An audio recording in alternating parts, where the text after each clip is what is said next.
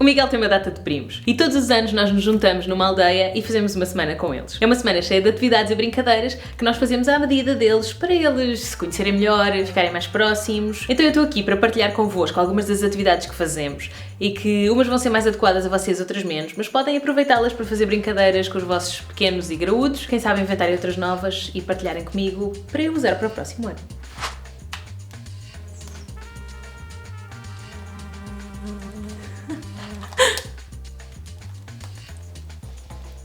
O primeiro a dizer é que assim que nós chegámos à aldeia, fizemos uma assembleia com os miúdos. Eles eram cerca de 11, eles são 15, acho eu, no total, mas este ano vieram 11 ou 12. Tem entre os 7 e os 17, o mais velho tem 17. E então nós fazemos uma assembleia para definir as regras. E vocês podem pensar, mas por uma data de miúdos a definir as próprias regras vai dar asneira. Eles são bastante sensatos. Quando começam a decidir uns com os outros o que é melhor e o que é pior, eles acabam por chegar a um consenso bem interessante. Se houver uma regra muito louca, nós tentamos adaptar. E se for demasiado louca, nós aceitamos e dizemos, ok, se ela correr bem, muito bem, se ela não correr bem, nós mudamos. As regras são coisas como a que horas é que vão dormir, o que é que acontece se alguém chamar um nome ao outro. Depende, são regras básicas daquilo que vocês percebam que aquelas crianças e aquele espaço pede. Outra coisa que nós gostamos de implementar são os ministérios. Cada criança vai ter um ministério, quer dizer, nem todas têm, só normalmente as mais crescidas.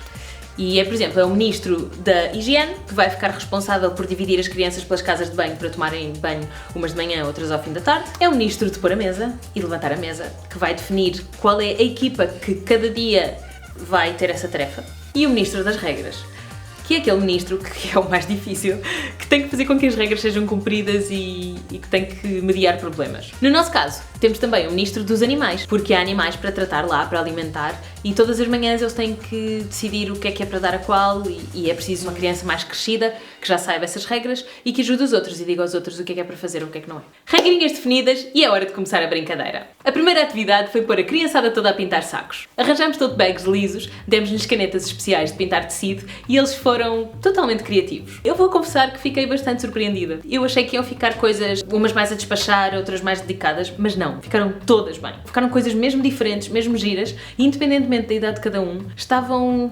coloridas e tinham algo deles. E acho que foi uma atividade que correu especialmente bem, melhor do que eu estava à espera. A segunda atividade do dia foi apanhar caracóis. Como estávamos numa aldeia, é uma aldeia que tem alguma umidade em certas partes e por isso acumula muitos caracóis. Então eles pegaram num balde, em 3, na verdade, e foram para o campo apanhar caracóis outra vez. Eu já disse caracóis 10.000 vezes. À noite foi hora de jogos de tabuleiro. Arranjámos alguns jogos de tabuleiro, mas a verdade é que eles tiveram um favorito e não largaram mais. Esse jogo é o Sabotador.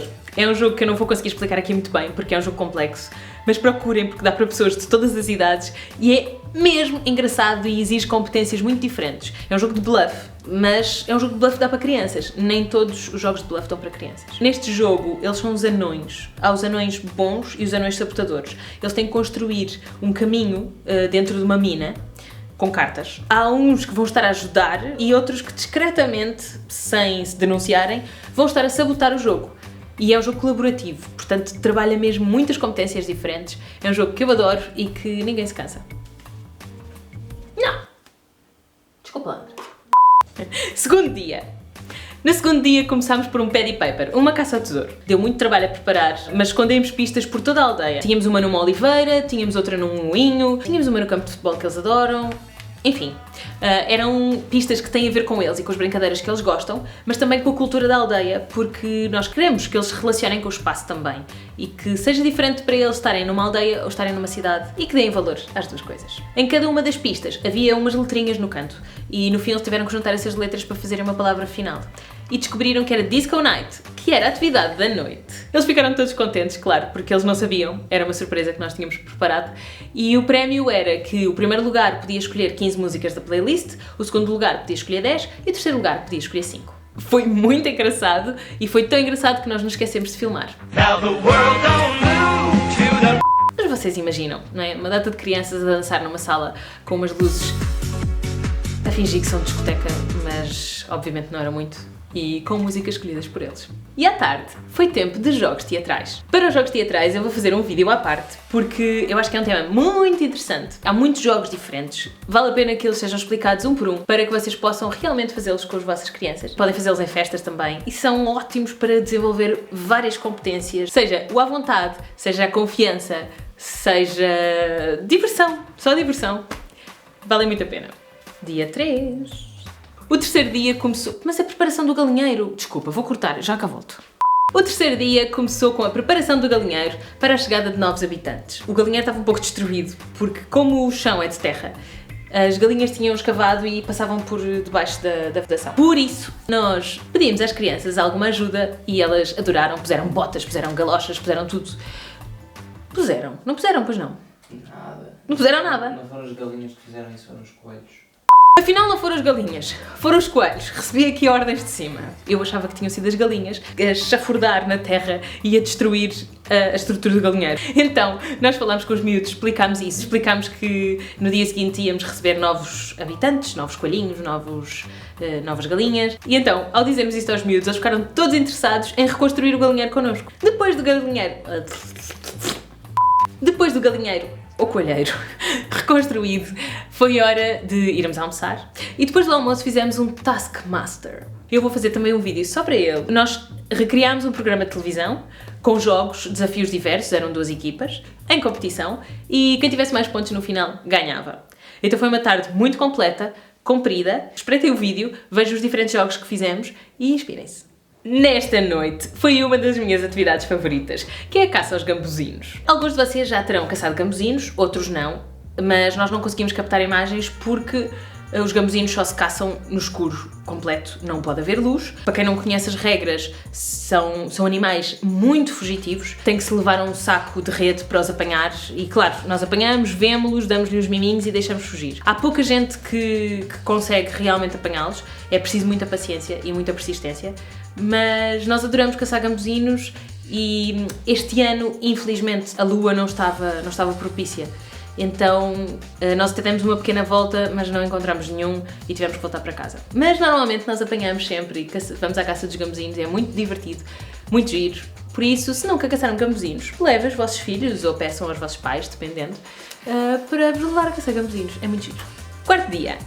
Este dia foi fora da aldeia. Nós estávamos numa aldeia em Mafra, então decidimos visitar a aldeia-museu de José Franco. É uma aldeia típica, é uma aldeia em miniatura, feita por um senhor que era oleiro, que é o José Franco, e que é até muito conhecido.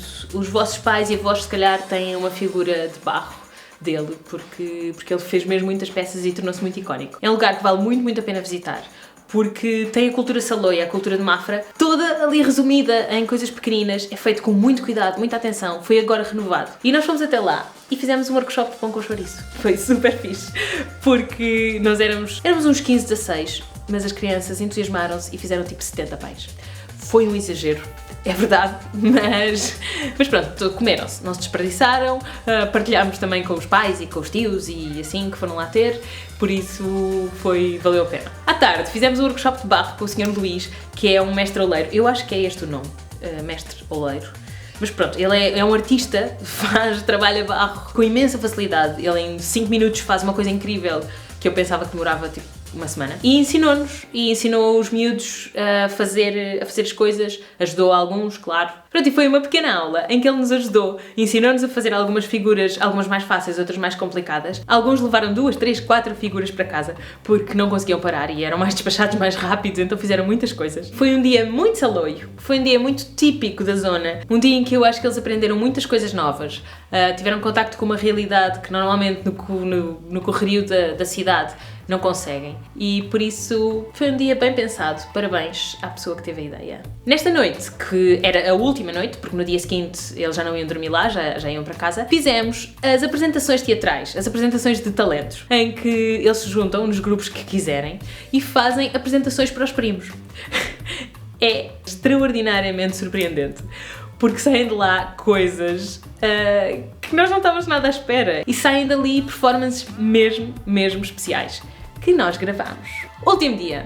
É o dia das despedidas e das arrumações, portanto a parte da manhã foi só para isso, só para arrumar. À hora do almoço fizemos pizzas. que é uma coisa que eles gostam muito, porque são eles próprios a fazer, cada um faz a sua e nós arranjamos forma, ou no papel ou na própria pizza, escrever, por exemplo, um S com ananases.